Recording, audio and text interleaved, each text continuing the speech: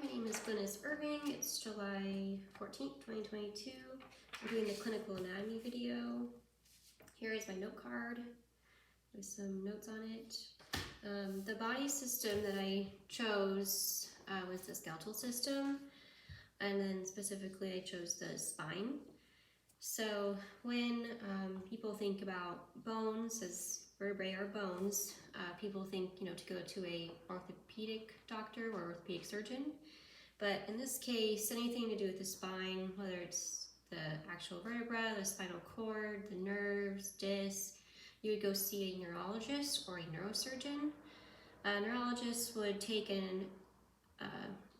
non-surgical approach to fix anything, like pain relief maybe, while a neurosurgeon would obviously have a surgical approach, but would also, try to control pain and the injury before doing surgery as well.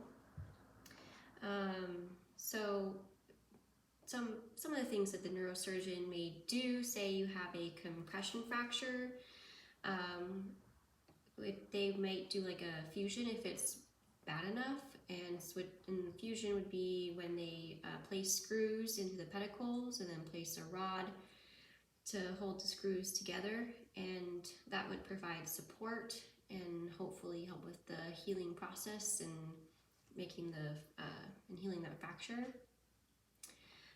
Other things would be like if the vertebral foramen is too tight and the spinal cord is getting compressed, they will come in, remove part of the lamina or the spinous process to free up that space. And then maybe if you have a herniated disc, the neurosurgeon can also help with that by removing the fragments so they are not getting squished or compressed between other vertebrae or, resting against nerves. So the vertebra, so specifically I chose T3 just for description purposes.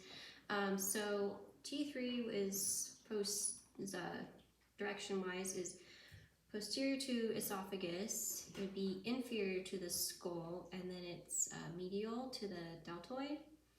And then, so majority of vertebrae, except for C1 and maybe C2 doesn't have everything the rest of the vertebrae have. C1 mostly though. Spinous process is that bony protuberance that you can feel when you touch your back. And then there's the transverse process, which are kind of similar to the spinous process. It has those protuberances, but they go out to the side. Pedicles come off the vertebral body, which is where I was saying before, that's where the screws are secured in for fusion. Then there's the vertebral body, which is the largest part of the vertebra, and the vertebral body is what is stacked, and in between each vertebral body is a disc for cushioning, and then there's the lamina. So the main function of our spine is definitely support. And it also helps with twisting motions and flexing and extension motions. So we can bend over and then stand back up.